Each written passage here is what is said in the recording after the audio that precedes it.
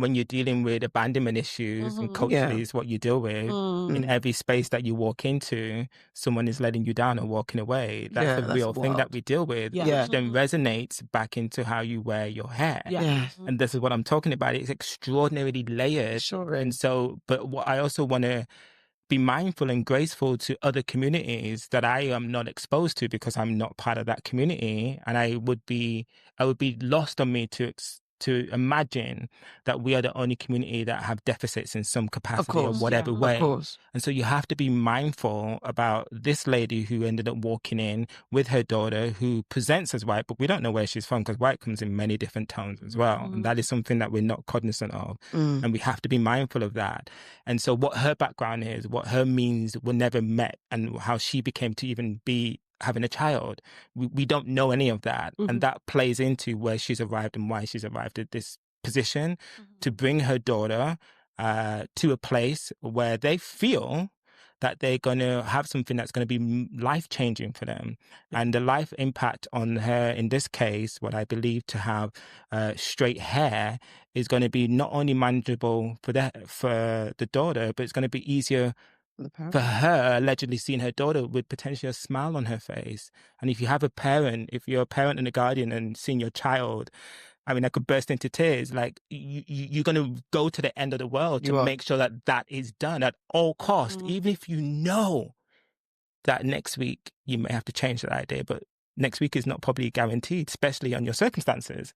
So I say all this just to say it's really important to consider why people are making choices. And if you don't know, I think it's really critical. I think it's really important that we hold space for it, because what we end up doing is baiting something that's really layered with just random fluff, which race becomes that part in the conversations like this, when this young girl is left to feel unworthy, irrespective of what she looks like, because we've been telling her that what you have is not great the way that it is, and we haven't put out the right tools to help you manage that expectation. So what would you have said to the mother and child if they came into your space? So what I have said, and people that have come in, it's really important to understand the why. And so when anyone walks and sits in my chair, they're very frustrated because they're like, oh, I just want to get this done. I'm like, that's cute. But that's not going to happen today, because we got to understand why this is happening. And this is one of my reasons why I hate makeover shows, because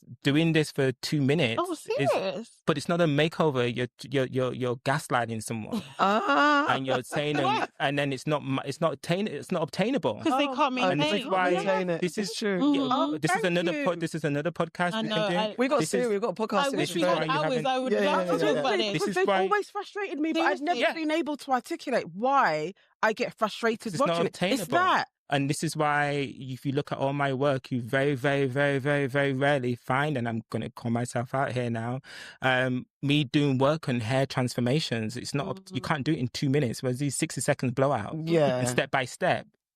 I'm sorry. Even if you go into a blowout bar, no matter the hair pattern, you can't do this in 60 seconds, 1 minute. So me putting a video out there, I find it to be very contradictory to the true ability and capability of the professional and of the consumer at home. And so we're just gaslighting everyone, and that's the problem. Do this. And we're not managing expectations. And when you don't manage expectations, you live in a space where people are lost and searching for validation through other streams. And that's what we're doing. You're searching it through putting on things that may make you present a certain character, and you may feel great, but it's not sustainable. And then you're searching for it, so you keep reinvesting. We use this currency, money, as currency, and so you keep spending, thinking that you're sort of reinvesting in a sense of self, and actually it's just self-deprecation.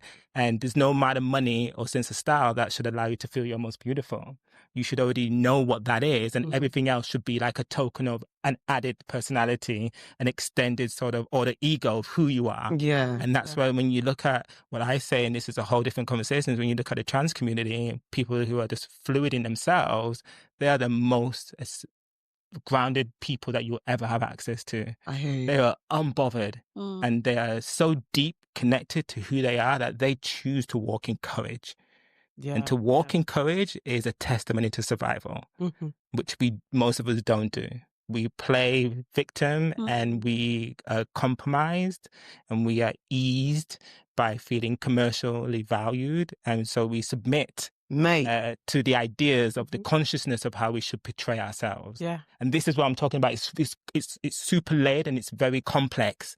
And I don't think we're really ready to sort of, why are people having a go at this girl straightening her hair when most of you wear wigs that are straight? Oh, well, yeah.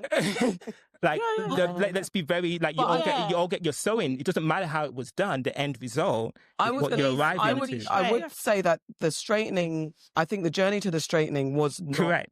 The journey to the straightening was the issue rather than getting it straightened. But there is a conversation about straightening when you live But the reason why straight is more desirable. Where is that desire coming from as well? That desire is learnt. Yeah. And we're assuming, because it's a very small clip, that is learnt from her mother. Yeah. That's what we're assuming by watching that small clip. I was assuming from society as well. I was assuming that her mum didn't potentially have the skill set to weather and manage how that should be pertained to. Maybe she doesn't have extended groups that could help her manage that as well. Yeah. But also recognizing that this guy had almost like a magic wand to wave to sort of change that feel and vibes. Yeah. And when you go through social and see all these hyperlapse of people's emotions being amazing, you want that dopamine, and so you're attracted to it. Yeah. So there's a lot of things that you are attracted to make you want to sort of be bipartisan to this idea. And then you see it through pornography, you see it through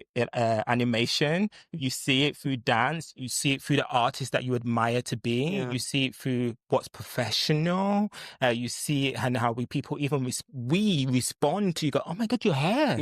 And that, not even, you don't even have to say hair. It's just your body's like, wow. And even all that is all they're going to remember.